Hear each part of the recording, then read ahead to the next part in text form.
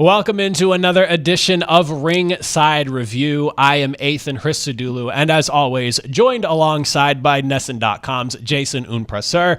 We are less than a week away from Elimination Chamber. This past Monday Night Raw, and I'm glad it wasn't just me, felt a little bit more on the downside. Felt like we're just kind of getting through it, maybe adding a little bit of smoke to who might win the men's chamber, just to keep the confusion in there a little bit. But overall, this was not the biggest, I guess I would say, in terms of go-home shows that I've seen in some time, but it did add a little bit more intrigue into both these matches. But Jason, we'll start first. Just kind of the night itself. Not a ton.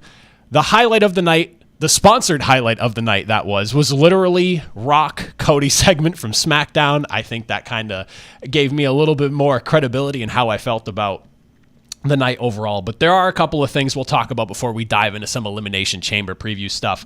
So starting with the Rock and Cody segment, we'll start there because it was last week, but I feel like it's important that we touch on this here. Cody Rhodes and Rock have a segment that's a little bit awkward. There were certain points where I felt like The Rock maybe needs to have somebody at least to look at what he's going to say and not let him freelance a little too much. But the idea here seems to be the devil is promising the good guy everything and then some, should he so choose to side with him. I want to hear your thoughts on where this is heading and why we're getting this as opposed to maybe Rock being more physically involved, because it seems like he's going to be more just a figure in the build to WrestleMania as opposed to being in a match. But I want to get your thoughts on where WWE might be trying to go with this. Yeah, as you mentioned, Ethan, this segment overall was about Cody, having this devil over his shoulder, but the way they got there was very awkward, and it really does show that no one is telling The Rock no. It's a very meta kind of thing where he can kind of just say and do whatever he wants, and people just cheer regardless because he's The Rock, and, it's not very often The Rock appears on a television show, and so people are just appreciative of that. And overall, I'm very curious about where this goes. I kind of have a theory about maybe if The Rock does physically get involved, but I do agree with you that this was kind of a very strange segment, but, big enough because it is The Rock back on WWE TV, and so that's probably the biggest reason why it was a sponsored segment on Raw itself. Yeah, I get the overall, the point that they're trying to make with here, and I think it's going to add some intrigue into some of the predictions we have for the Elimination Chamber, I think, based off what the notes are saying here from the two of us. But I like the idea that this almost feels kind of like a full circle moment for The Rock. Because if you go back to way back into the Attitude Era days, The Rock being a part of that corporate Vince McMahon-led group that they had back in the day as his champion, it almost feels like now The Rock's career is kind of coming into a full circle where he's in that same position and now he can offer it out to somebody else. And he's, rather than it being more behind the scenes, is very in front of us. The Rock is open and honestly being like, take my offer, I will give you everything. And I think it's a really interesting route to go. And this could potentially lead us into the heel turn that seems to be speculated by everyone on the internet right now in the internet wrestling community about Cody Rhodes and where his career can go. And if maybe some people are getting a little tired of the babyface run and is it time to flip heel sort of deal. So what are your thoughts on that? You think this could this lead into maybe that potential heel turn that people are speculating on? I will say this for people who didn't watch Cody's run in AEW, this is a similar song and dance that he played in AEW of flirting with a heel turn, but never actually doing the heel turn. Cody is very protective of his character. He mentioned it on Raw, how he's this sort of linchpin for his family, especially for his daughter Liberty. He's very protective of that, and it very seemingly does play into real life and character itself. And so I'm not too sure how much he actually does want to be a heel character, even though storyline wise might make sense. However, he is definitely very protective of his image, his public image, especially. You see him interact with kids and other fans as well. I think he's very protective of that. And so I do understand that storyline-wise, it might be interesting to see him play a heel, but he's definitely played this song and dance before of, flirting between heel and face. Thinking back to his heel days in his initial run to WWE, I do love the idea now of an established Cody Rhodes being able to go full-blown heel. because the possibilities with his dad's being Dusty and the legacy of his family and what he could throw at the audience seem endless, and there's just so much ammunition I'd love to see him fire off, but hopefully we get to that eventually. However, I don't think that's where they're going just yet, and we'll talk about that in a second when we get to the Elimination Chamber previews. But real quickly, before we do that, something that I've kind of been ragging on myself the last few weeks here, and I feel like we need to revisit it because I'm continuing to just have a gripe about it what feels like every single week. Jay and Gunther, the build. Here I am back again, just throwing more dirt and trying to bury this whole thing. I am not thrilled with the way Gunther's match against Akira Tozawa went last night. For me, I look at Jay and Gunther in its simplest form as David versus Goliath. Everyone is doubting Jay. I mean, you even had the segment last night that he had with Grayson Waller and his tag team partner, who's slipping my name right now. Theory. Theory, thank you. Man, to think that he had a match with John Cena at WrestleMania just a few years ago. And he beat him. Somebody I'm forgetting. But yes, so even like that with that segment too, everyone's doubting Jey Uso at this point here. And for me, seeing Gunther underestimate someone like Akira Tozawa, who has not really done much in WWE, if at all anything really, and not just go out there and completely squash him to make a statement to Jay as in like, this is what I'm going to do to you. And even though we did eventually kind of get there because he choked out Akira, he did the same thing to Otis as well. I don't like seeing Gunther sell right now. I want to see him be the immovable object, I guess, in this matchup here between the two. What are your thoughts? I definitely understand that sentiment. I do agree that Gunther shouldn't be selling too much, but for me, the segment kind of played towards Akira Tozawa's past. He was a very accomplished, the top guy in Dragon Gate before his time in WWE. And so that was kind of what he was playing towards. Tozawa was this accomplished international wrestler, even an indie star, wrestled in the American Independence, PWG. I think he was in Dragon Gate USA as well. And so he was kind of playing towards that. This very serious wrestler is now a comedic gimmick with Otis and Maxine Dupree. And he kind of is always mocking Jey Uso because he's not very much an accomplished in-ring wrestler.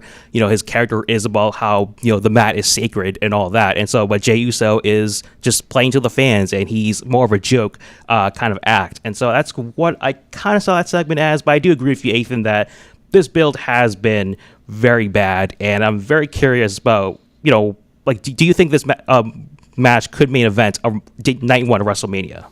That is something I feel like I'm asking myself every single week. And at this point, the way the build is going, I know they've been saying it's a main event match, and everyone online seems to expect it's going to have to main event because that's the way they've been billing it. But I almost feel like we're heading in the direction of WWE calls it a main event match, and it's maybe halfway through night one or night two, and they're like, oh yeah, there's a co-main event to night two of WrestleMania as it plays second fiddle to whatever happens with Cody Rhodes and his championship. So we'll see. But I like your points that you made there because, as I have stated on here before, I am a WWE guy.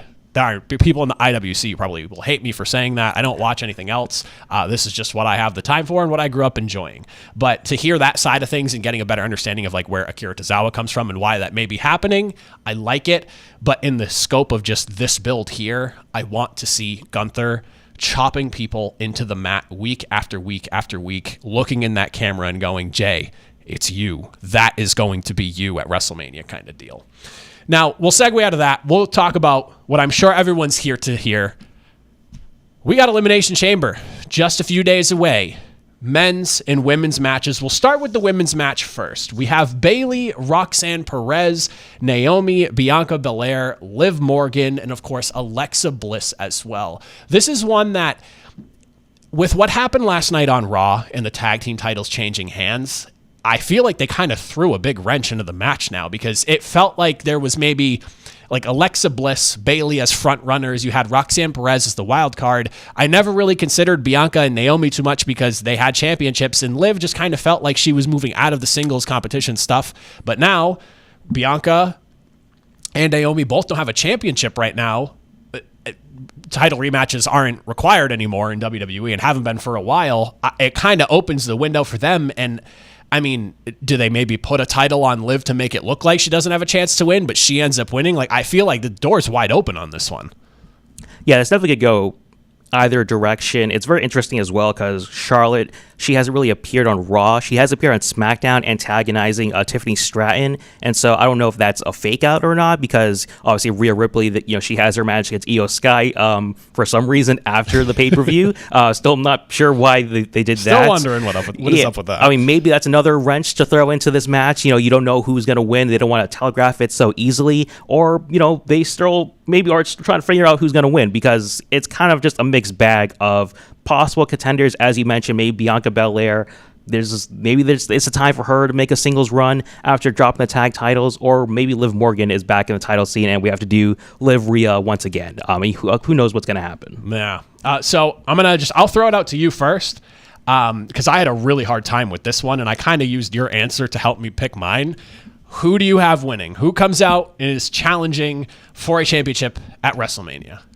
For me, it's Alexa Bliss. I'm not sure who she's going to challenge, but especially from crowd reactions, people really like Alexa Bliss, and not only just her return, but I think that she's a really popular wrestler within that division, and there's not really much that sways me towards anyone else of the competitors. I still think Belair, I think they're waiting for Jade Cargill to come back, and they're doing a non-title action with her, and so I can see them going to a program. And so for Bliss, I think with the tease of the Fiend stuff, I think, that's a very big merch seller as well. And so I think they really want to play that up there with her, the Fiend persona, and just like that past as well. Trying to, reignite, especially with the White Six. They haven't really appeared much on television. So maybe trying to revive that little storyline, or whatever you want to call it. Yeah, I do like Alexa Bliss, and honestly, in my eyes, she is kind of the odds-on favorite here. I feel like her return at the Rumble was received so well. It almost feels like it would be a bit of a misstep to not have her in a WrestleMania championship match. So I like your pick of Alexa Bliss. If you hadn't picked her, that's probably who I'm going with. I tried to come up with a different answer and a logical reason, I guess, as to why, and I think I'm going to go Bayley, just because what is Bayley going to do if she's not challenging for that championship, especially when you consider the fact that just last year alone, she was in a championship match for a title. And I feel like for her right now, not lost in the shuffle, but not with a clear direction, Roxanne Perez to me is a really fun wild card, and that's one I almost would want to see just for the sake of difference in the title picture. But I mean, with the tag title change with Naomi and Bianca Belair, and to your point with Cargill as well, I think something is going to happen with her eventual return at some point. So they're kind of out of the picture for me right now, although there's a piece of me that thinks maybe the titles coming off of them opens up something for Bianca. But between that and then Liv Morgan now having a championship, I don't think they're going to have her going into WrestleMania to challenge Rhea Ripley with a title already around her waist. I feel like that clogs up that match with his hardware as far as I'm concerned. And again, if it's not Alexa Bliss, it just kind of leaves me with Bayley. So in no direction for Bayley. I'm giving her my direction. Go to WrestleMania, challenge for a championship, whoever it may be against, and we just see if she wins or loses there. I would assume maybe a loss since she won last year, but who knows. The men's match, though, this is one that there is a number of directions I think we can really go with this, but John Cena, CM Punk, Logan Paul, Seth Rollins, Drew McIntyre, and of course, Damien Priest. We cannot forget about Damien Priest, who I kind of feel like is getting forgotten in this build here. But the six-man match for the men's championship opportunity against Cody Rhodes right now, I really think the door is wide open for just about anyone to win this aside from Logan Paul and Damien Priest. I even still think there's a sliver of hope for Drew, but he's in the pecking order, number 4 between the big 3 that I have marked off for this one here. I want to hear who you have and why. We both have some pretty thought out theories, it seems like, based off what our notes are saying here. So give me your guy and why you have him winning. So I have CM Punk winning the Chamber. For one, he's been pretty consistent about why he wants to win the match and having the motivation to win the match. And this is where I think the Rock Cody stuff goes, circling back to that segment. I kind of think Punk wins this and gets to challenge Cody, and sort of circling back to the Punk and Rock's history, where The Rock, as for CM Punk fans might remember, The Rock beat CM Punk, ending his long title reign in 2013, kind of stole his spot at WrestleMania to do that rematch against Cena. And so I think they could circle back to that, where maybe Rock doesn't want Punk to face Cody, to compromise his champion, so to speak. And so, as we remember, Punk has that favor from Paul Heyman, and so who does he call up? Maybe Roman Reigns. And so if this is assuming The Rock is actually going to get physical at WrestleMania and have a match, maybe that's how you do Rock Roman, and you can still have Punk Cody, which is probably your best big money feud for Cody Rhodes outside of your pick, Ethan. All right, you just hit me with a couple of things I did not anticipate there. You took a hard left when I thought you were going right. Okay, so maybe CM Punk calling in a favor with Roman Reigns being involved. I wasn't ready for that. I like the CM Punk pick. I really like the going back to the history between Punk and Rock basically stealing his spotlight at WrestleMania. I really think there's so much to that could be involved if Rock's going to be involved in this whole story here. For me, I think there's a chance that we are looking at a potential heel turn, and it's through John Cena.